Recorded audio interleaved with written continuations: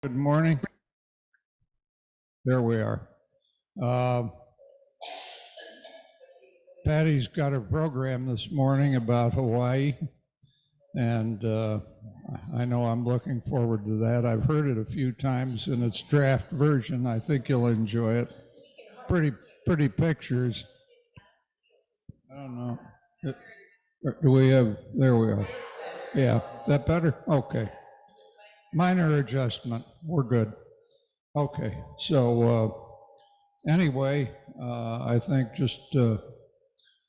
we'll lead off with Peter leading us in joys and concerns and any initial announcements.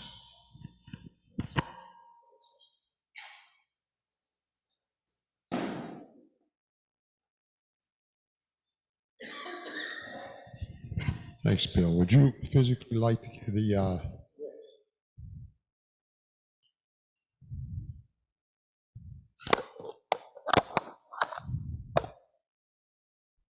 Would everybody join me in reading the chalice lighting? Bill's going to light it. May the light we now kindle inspire us to use our powers to heal and not to harm, to help and not to hinder. Serve you, Spirit of freedom. It's good to see several of you here that we haven't seen before recently, and a few brand new faces. Everybody's welcome. I'm not going to take a long time introducing the topic or the service this morning. But for those of you that aren't aware of it, we're in a summer mode, which means we don't really have a full normal type of a service. And every week is done by a volunteer, usually one of us. And I'm glad you're here. Everybody is aware of that situation, and if it appeals to you, tell us about it. If it doesn't, tell us also. But it's quite a different mode than the way we operate during the rest of the year. Summer's only got a few more weeks, and we'll be back on the regular type of Sunday schedule. Now, we do make a policy of having a brief moment where people that are here and even on Zoom have the opportunity of sharing some kind of a deep personal concern or joy with the rest of the congregation. I like to give you a few minutes to consider that, meditate if you wish, to think if there's something you'd like to share that's a personal joy or sorrow with the congregation. Nobody's obligated to do any. It doesn't matter if nobody does one. It doesn't matter if everybody wants to do one. But let's take that moment of silence to think about it.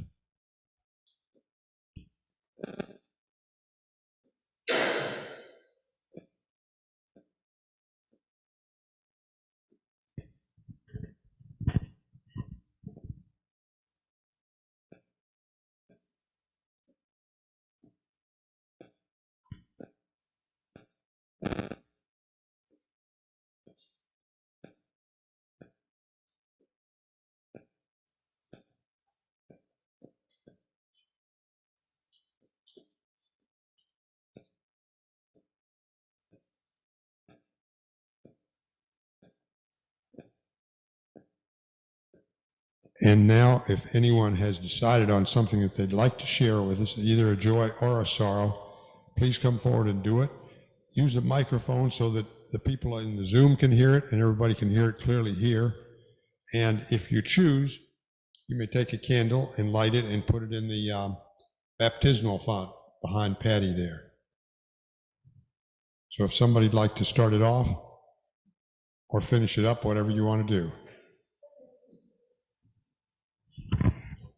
Well, I want to give a joy and recognize a joy and recognize that Joy Rowlandson is here. Good. So that she moved and went farther away and she was able to make it. So good to see you. I'm not going to stand up to get the candle. Somebody can get it for me. I get it.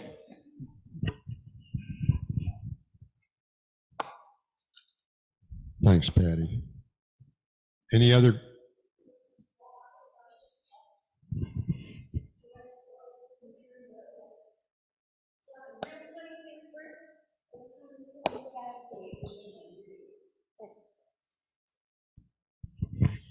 I could start with the real funny thing first, or the kind of really sad thing. Let's do sad first. So I got a call last Monday from our Jean. Her daughter Lori passed last Sunday night. However, the good news is Jean and I are going to get together tomorrow, and I'm going to remind her about the ice cream social, and she may want to come because I know she's kind of down in the dumps. If someone could pick her up, that would be really cool. Okay, so now the funny thing. Last night I volunteered at the Lewiston Jazz Fest, walking around selling 50-50 tickets for 4 hours on my poor achy knees. And we stopped at this one spot to try to sell a ticket, and my partner James was all excited about this particular person, and I didn't know who he was from Adam.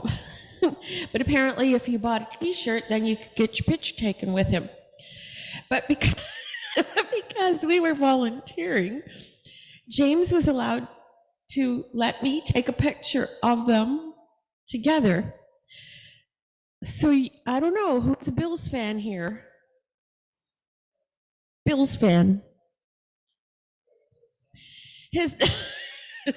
Apparently he was really big news. Thurman Thomas. I had no clue he was just looking at me like, well, why isn't she getting excited? I go, I don't know. So super funny and embarrassing. Oh, yeah. No, I ought to have. Oh my goodness. I'll share the picture of him and James when I get it. You got another one? And for those of you who know Caillou, my stepson, he turned 18 today. He's 18, he's an adult.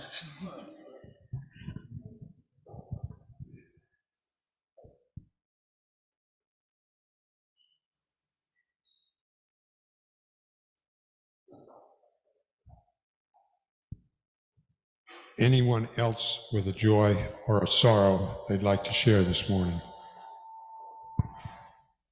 I'll light the last candle, and I'll also light one. Thank you for showing up.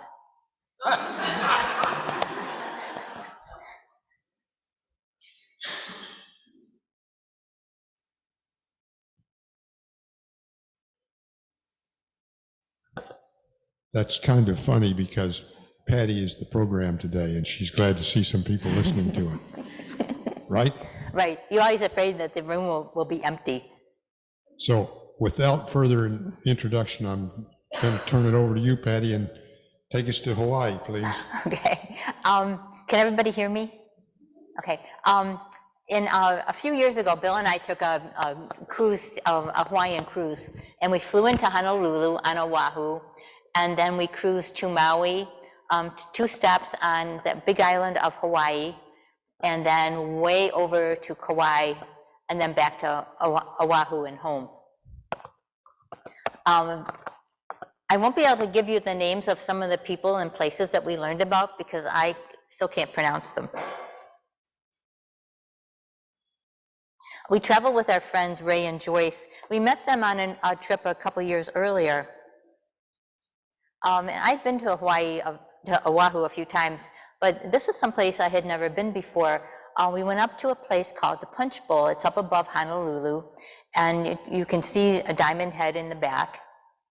And we went to the National Memorial Cemetery of the Pacific, which I had never heard of before. It's up on a mountain in a crater, an extinct crater.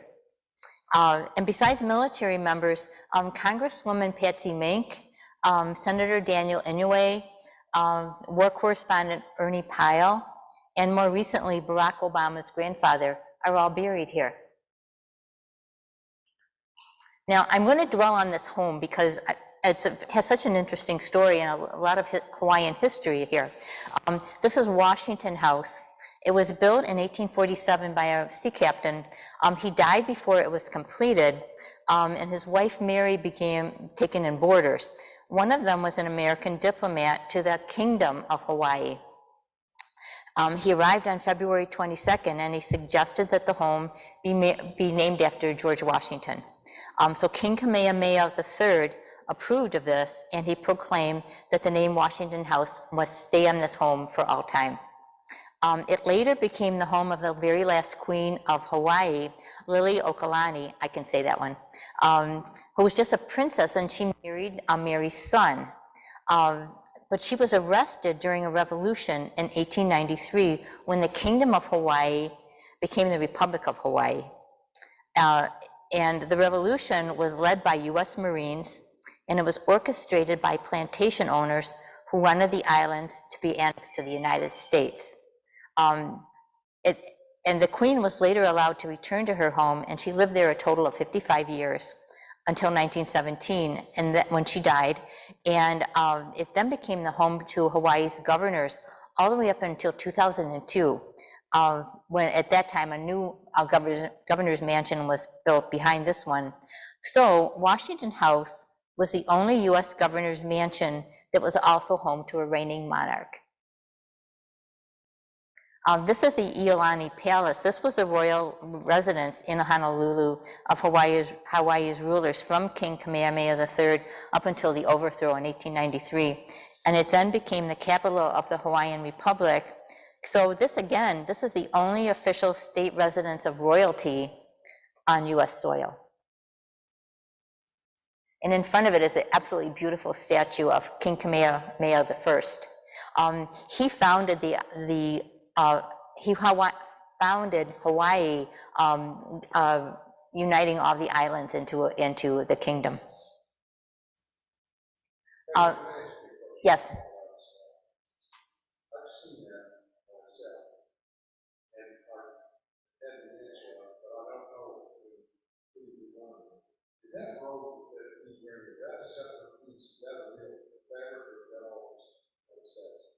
It's all the statue, I believe.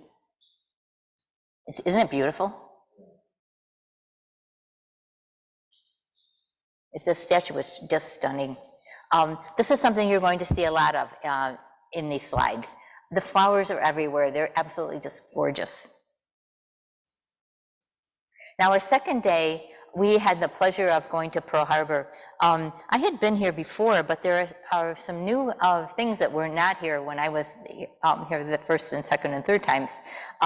This is the USS Missouri. The actual surrender of Japan in World War II by Hirohito was on August 15th, but the formal surrender was on September 2nd in 1945.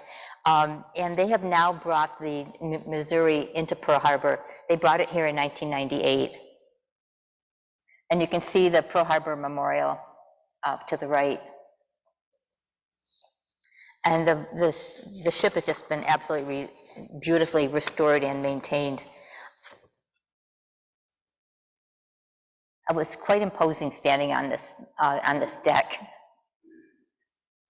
And on the deck, on the floor of the deck, I don't know if you can read it, it says, over this spot on September 2nd, 1945, the instrument of formal surrender of Japan to the Allied powers was signed, thus bringing to a close the Second World War. The ship at that time was at anchor in Tokyo Bay. So this is really monumental that they've brought it to Pearl Harbor. And there are gorgeous displays of the signing of the surrender documents and copies of the actual documents. And we had a beautiful view of the memorial from the deck of the ship. And we next went into the memorial. There were a couple of displays that showed, this one shows what the ship looked like and what it looks like today. It's under the water.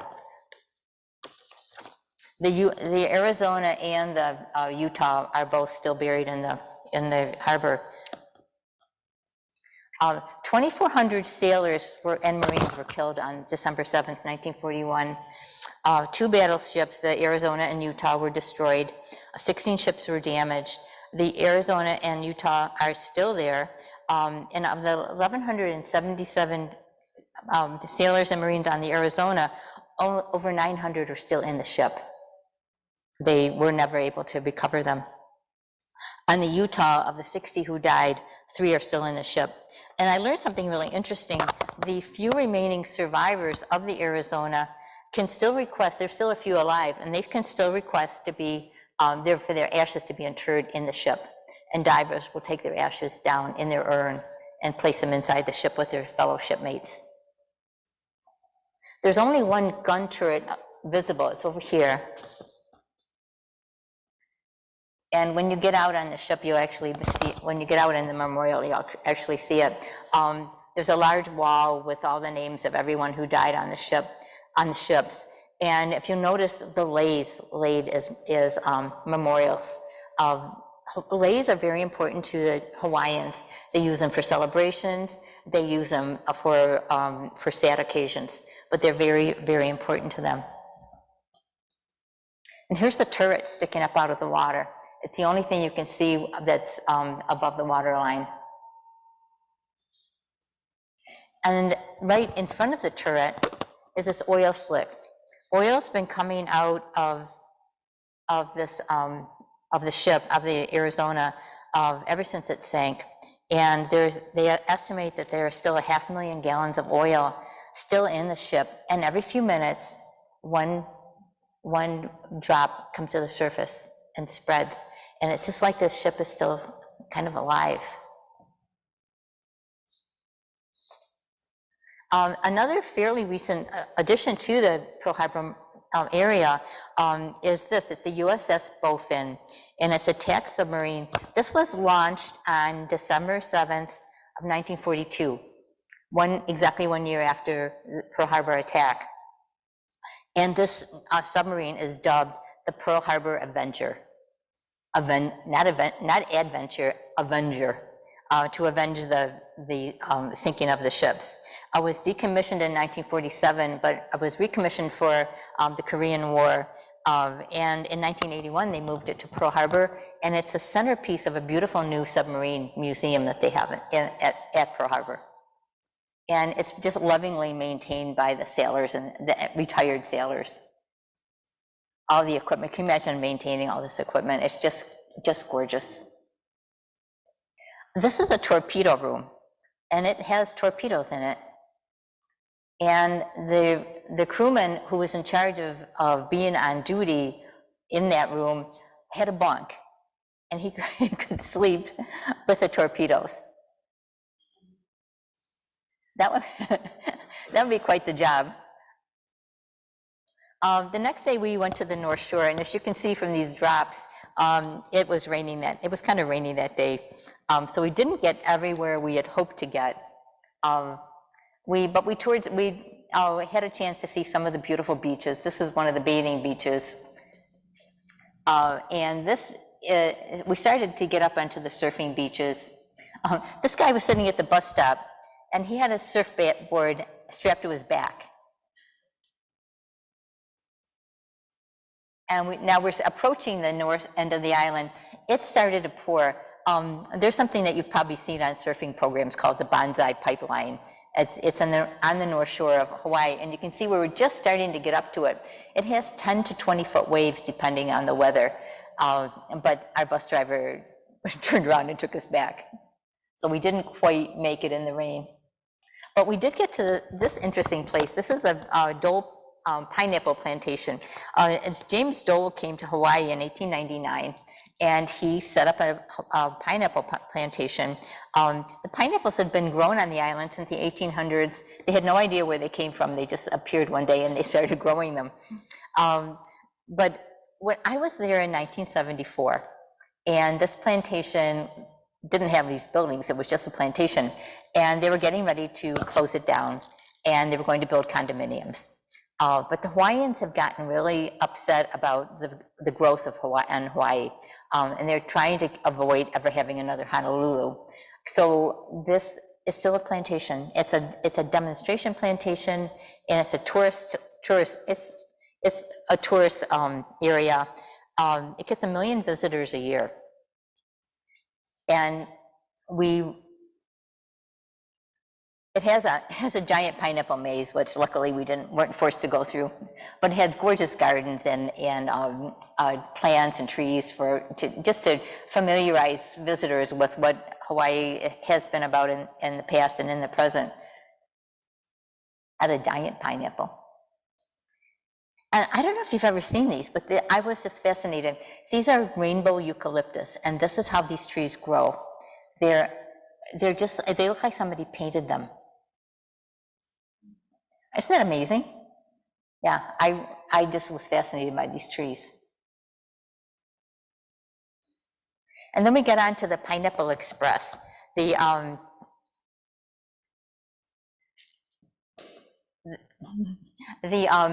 plantation has 4 trains that ride through the properties with visitors.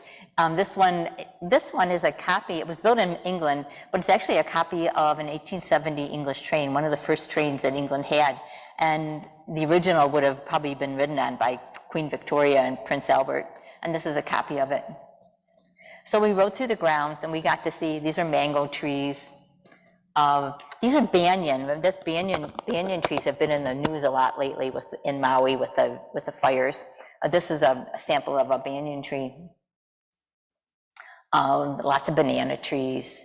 And then they took us out to the pineapple fields. And you'll see that the pineapples were actually in season when we were there. And you could go, at the plantation, you could purchase pineapples and have them shipped home, nice fresh pineapples. And it was just beautiful riding through that day. The weather improved, and we got to see all the different types of fruits and vegetables that they grow. And these in the background, these are the Cook pines that they're named after Captain Cook.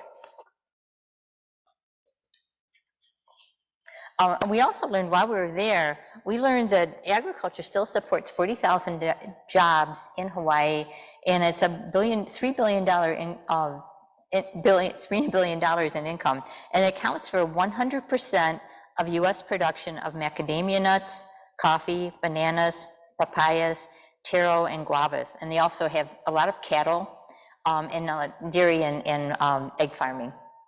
So that afternoon, we got on our ship, and this is the Pride of America, and it's a Norwegian cruise line. It's the only U.S. flag ship that sails in the Hawaiian waters. I just took this picture because I thought it was interesting. If any of you have boats and you have those little bumpers that you put up on the dock, these are bumpers for cruise ships. On Maui, we went to one of the, I shouldn't say abandoned because it's actually not abandoned now, but it's one of the sugar plants on one of the sugar plantations. The last sugar plantation is in the process of being closed down.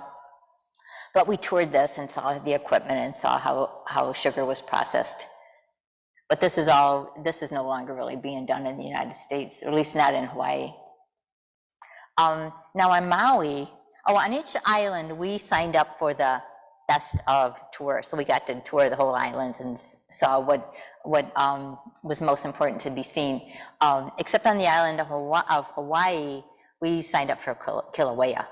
Now this is on Maui, and if you've seen the news of the fires on Maui, if you look, you'll always see this gigantic mountain in the back, and this is Haleakala. It's the largest volcano in the world.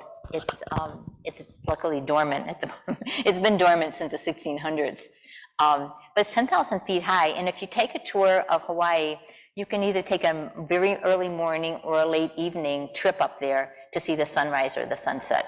But you need a warm coat, and I didn't want to bring a warm coat, so we didn't do that. But you can. There's another view of it. And we had this lovely sunflower field. Then we went to the Maui Tropical Plantation, and it was another chance to really enjoy the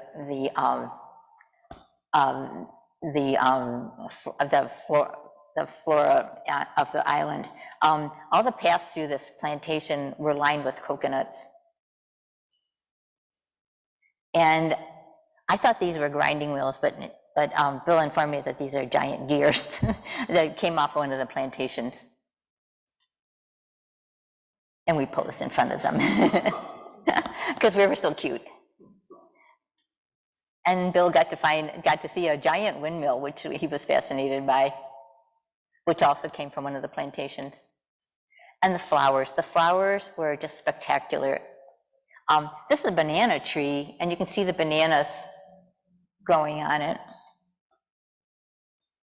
And the flowers, we just saw the most beautiful flowers.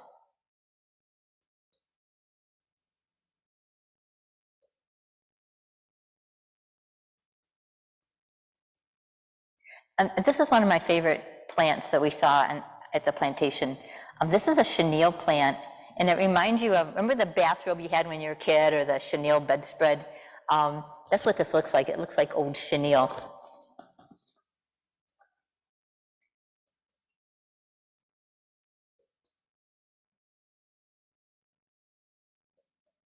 Now, this is one of my favorite pictures from our trip. We had 2 buses that day, and these were our bus drivers.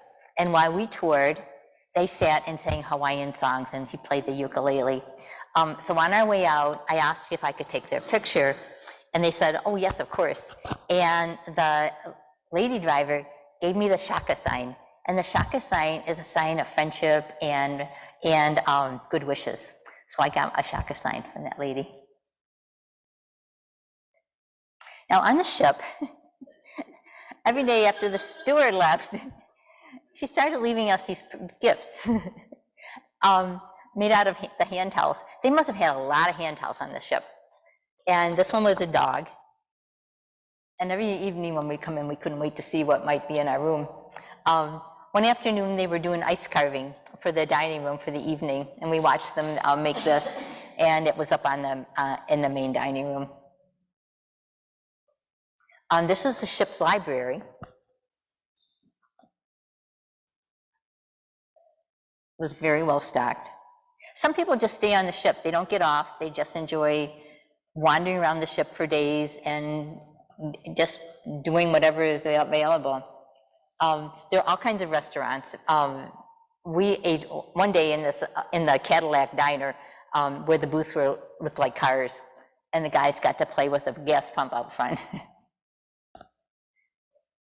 And we watched the safety drill of the tenders. This guy up in this boat up in the top was shouting orders to everybody, and they were doing their drill. And when we got to Kauai, we used these tenders to go to shore. There was no dock, but they're also for safety. They're also for evacuating the ship if necessary. And then we had our hula lessons. So this is Joyce, and that's me in our bare feet, and we learned to do the hula. And we learned that Hawaiian was never a written language. It was only an oral language until Captain Cook and the Europeans showed up, and they started phonetically writing Hawaiian and made it a written language. But the hula was one of the ways that they used the language. And the dance would spread their stories, their folklore, their legends, their myths, and we learned to hula. And each of these movements tells a story. We're quite proud of ourselves. Now, the next day, we landed on the Big Island. The island of Hawaii is actually called Hawaii, but everybody calls it the Big Island. And we toured the Mauna Loa macadamia factory, which is in the shadow of the Mauna Loa volcano. And this volcano actually erupted earlier this year. But there we are. We got to see them packaging the macadamias, and we got to buy some. And then we were on our way to Kilauea. Kilauea was one of the things that we really wanted to see. And on our way, we discovered this military camp. It was built in 1916. It was a training camp and also for recreation. In Honolulu, I don't know if anybody's ever seen it, but next to the Hilton Hawaiian Village is a military hotel. It's a high rise and it's gorgeous. But on the Big Island, You can also even today stay in these little cabins if you're military or retired military. And they're right near Kilauea. Now, Kilauea erupted on May 3rd of 2018. We were there on February 27th of 2018. We were there 2 months before it erupted. And we were totally oblivious of that this would ever happen. So this, this legend down here says, you are standing inside one of the world's most active volcanoes. And as we were there, we were here, and when we took this, but we traveled to the Jagger Museum, which was demolished. It's actually being raised. It was demolished by the volcano when it erupted. We passed this Volcano House Hotel, which had to be closed, and traveled over to the visitor center, which they're reconstructing now. But all these places where we were destroyed 2 months later. And this is how close we were to that crater that erupted. And this real pretty bush right here, this is a bush that only grows by volcanoes. And it likes the ashy soil and it likes the sulfury air. And that's another closer up view of what we were standing by. We had no idea. If we'd been there 2 months later, we would have been clobbered by this thing. And these are the vents that we walked along. The vent went for quite a long distance. During the eruption, you would see these long vents of fire and ash and lava flying up into the air. And this is what they looked like prior to the eruption. And here's me happily standing next to it, no idea what's going to happen. And this is the Volcano Hotel. We didn't go in, we just drove past it. But if you can kind of see, there's nothing behind it. It's right on the edge of the crater. And then we went through the Thurston lava tube. This tube is 500 years old. These tubes are formed when lava flows through a fissure, and it starts hardening on the surface, and eventually the lava is gone, and it leaves this long cave shaped like a tube. This one had to be closed after the eruption. It got fissures and rock falls, but they're opening it back up with a lot of monitoring. And this is another one of the craters of Kilauea that's not active, and it has a path.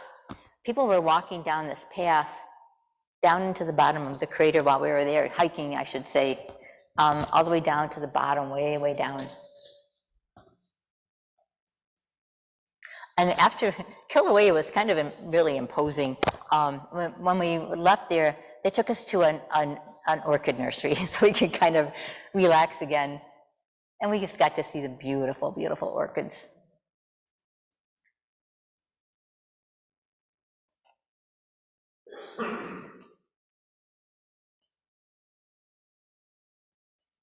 And this, I don't know if you've ever seen termite damage, but the outside of the building had termites living in it.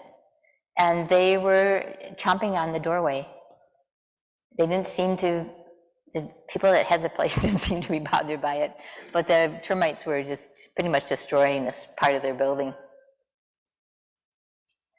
We went then on Hilo, went to the Rainbow Falls. And you can see our friend is wearing beads like I'm wearing. We made it on the ship one evening, and they're made out of coquillo nuts. And the coquillo tree it's a symbol of enlightenment, protection, and peace. And they use these beans to make moisturizers. If you ever go to Hawaii and you see coquillo moisturizer, buy it. It's like the world's best moisturizer. And they also use these for lights. They open them and they can light them and use them like a little candle.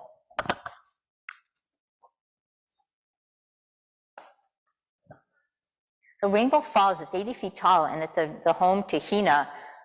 They think it's the home to Hina. She's the goddess of the moon.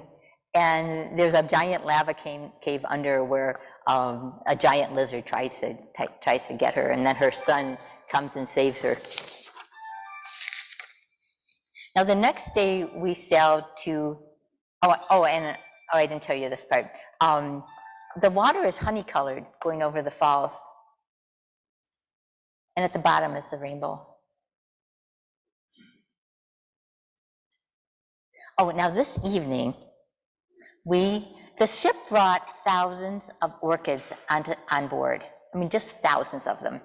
And we had a chance to make leis. Now you can see how cute we are with our leis, with our flowers behind our ears. But we were wearing our kukio leis that we had made the day before. And we just had all these orchids to work with. And we didn't just make little leis, we made double leis. And that evening, we wore out all of our regalia when we went to the fancy dining room for dinner. We did not have to dress up for the fancy dining room. And our menagerie was growing. Besides our dog, we now had a seal and an elephant. And we still managed to have a hand towel in the bathroom. Now, the next day, our ship had sailed around the island of Hawaii, the big island, to the other side, and we were now, I said Kauai, but Kona is where we had to be tendered. They don't have a dock. But I don't know if you can see it, but the tenders are here. We would load up to a doorway and be taken back and forth to the shore. And this is coffee bean. Kona is coffee bean country. So you've probably heard of Kona coffee.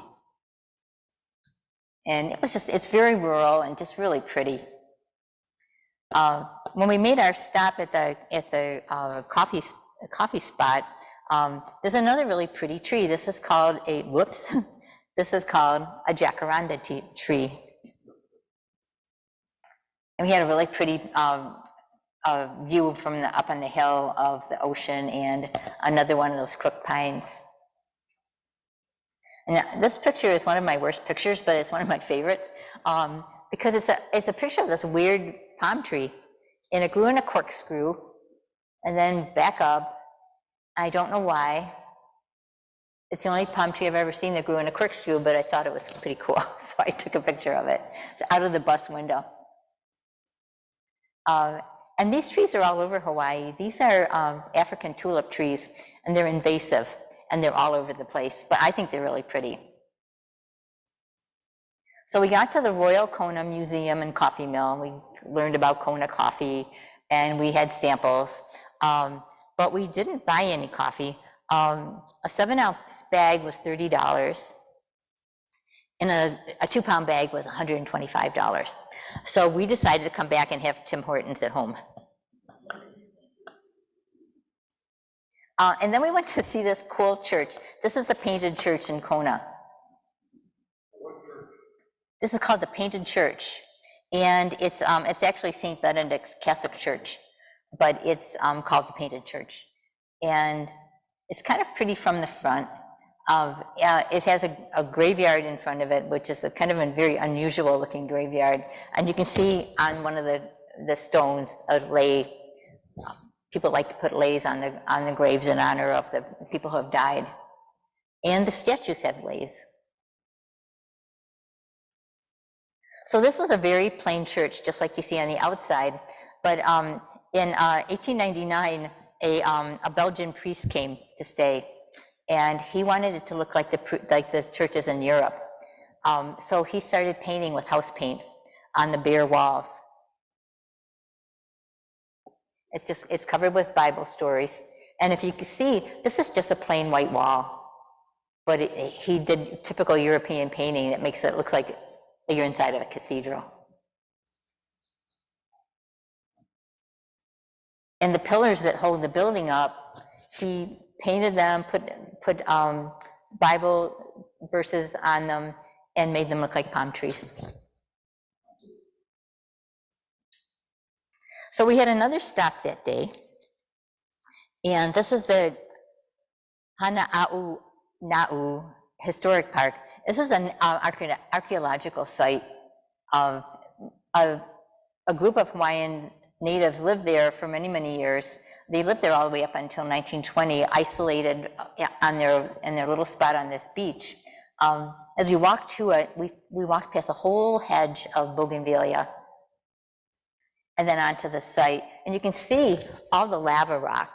This at some point was covered by a volcano that erupted and sent lava down onto these people. But they used it to build walls around their buildings. This building is used to make canoes, outrigger canoes, and they actually are still doing it as a demonstration. They're still making the canoes. This would have been one of the homes with, again, a foundation that they carved out of lava rock. We didn't know what this was, it didn't say, but we figured it was either a really nice chicken coop or a really easy to escape from prison. And this was their temple. It was away from the rest of the village. They had built a seawall of lava rock. The temple was pretty interesting. They worship 4 tiki gods and a bunch of demigods. And then each family has its own personal tiki god. This was ours.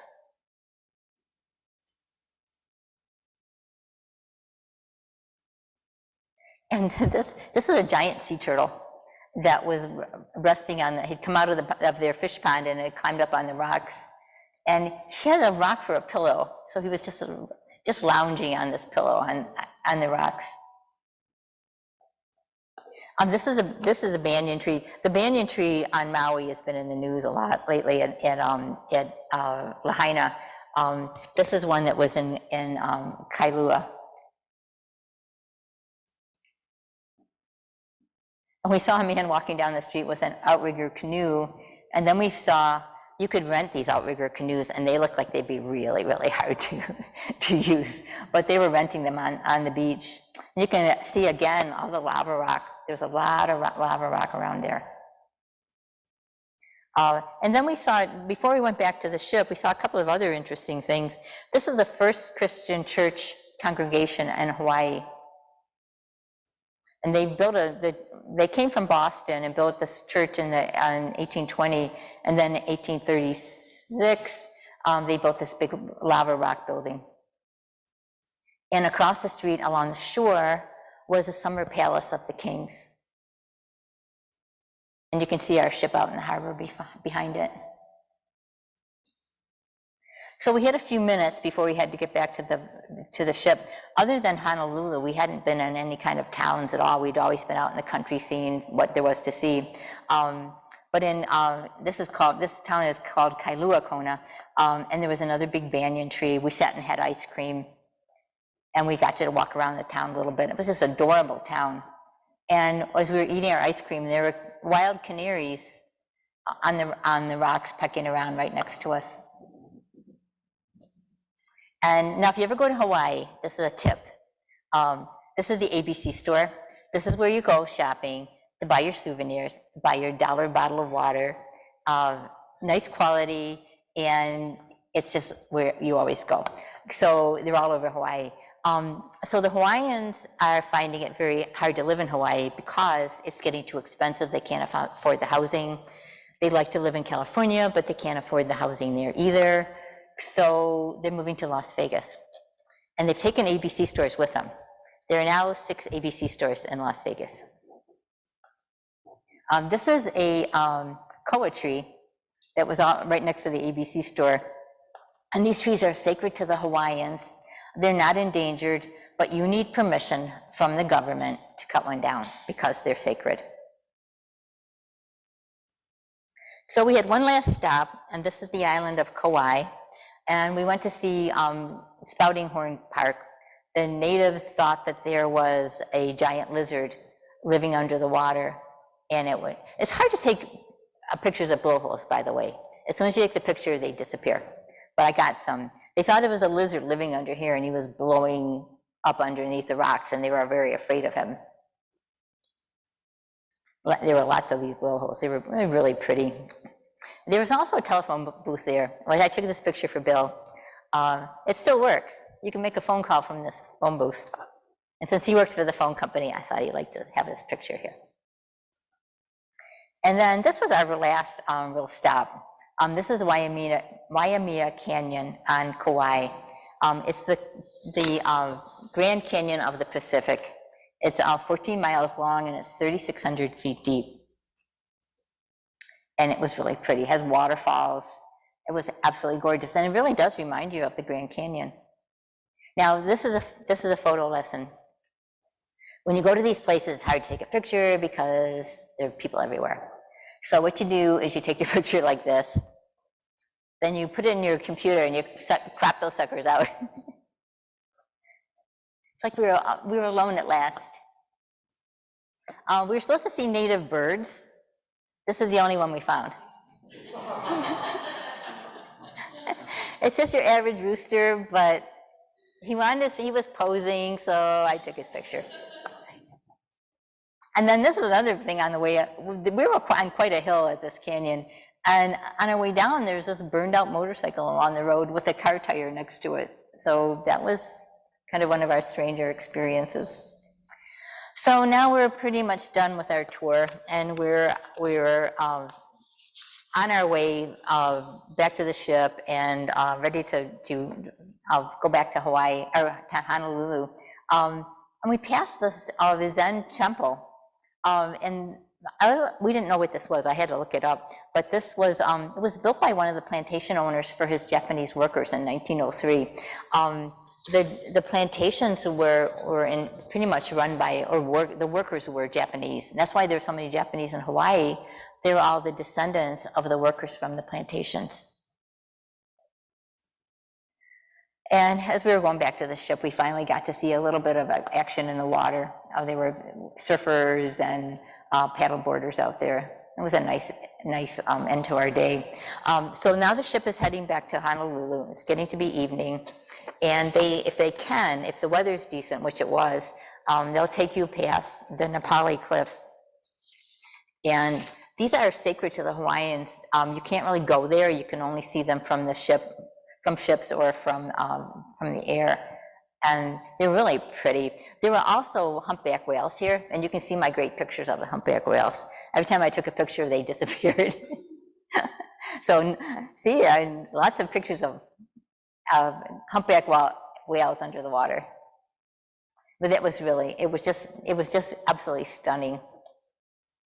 So we, in the morning, it's dawn. We should be in the harbor. We opened our curtains, and this is what we saw. It was just a beautiful, beautiful daybreak in Honolulu. As we came in, you can see Diamond Head in the back. As we got closer to shore, and we passed the Aloha Tower on the waterfront. This was for 40 years was the tallest building in Honolulu. And then we're on our way to the airport. Now, most airports are frenetic. They all look kind of alike. But the Honolulu airport is filled with gardens, so the visitors can have peace as they're getting ready to leave. This is the Japanese garden. You can see the koi pond. This is the Chinese garden. It has a statue of Sun Yat-sen. And this is the Hawaiian garden with local trees and flowering plants. Now, this is my last thing to tell you. The word aloha, you all know it means hello and goodbye. But to the Hawaiians, it means a whole lot more. And a poet, 20th century poet, Pulahi Paki, wrote what she thought aloha meant. And she has a Hawaiian word for each of the letters. The first one is for kindness and tenderness. The L is for unity and harmony. The O is to be agreeable with pleasantness. The H, humility and modesty. And the A is for patience and perseverance. And as I was reading this, I thought, this kind of reminds us of the ideals that we try to strive for. So I say to you, aloha.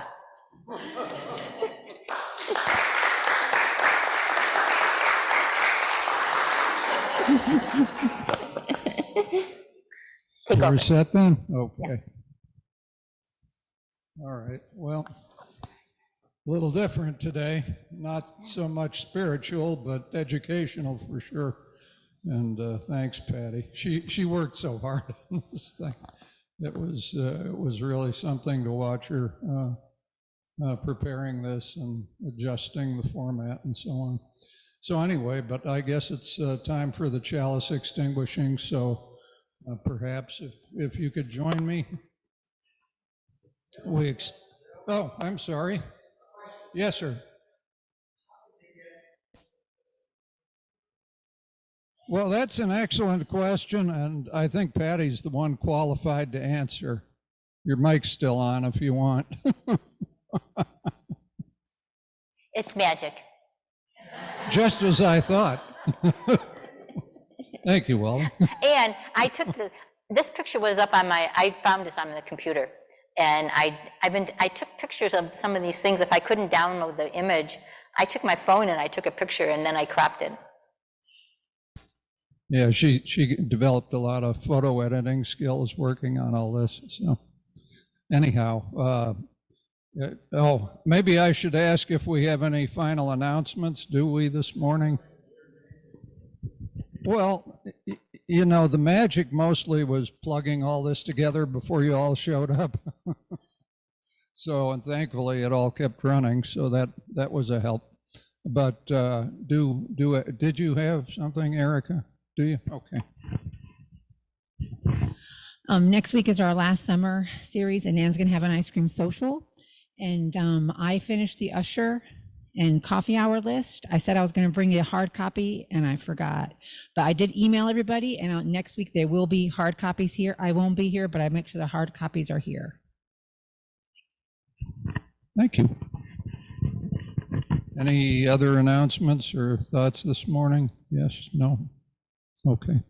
All right, well, I guess we'll continue then with our chalice extinguishing. So if you could read along with me.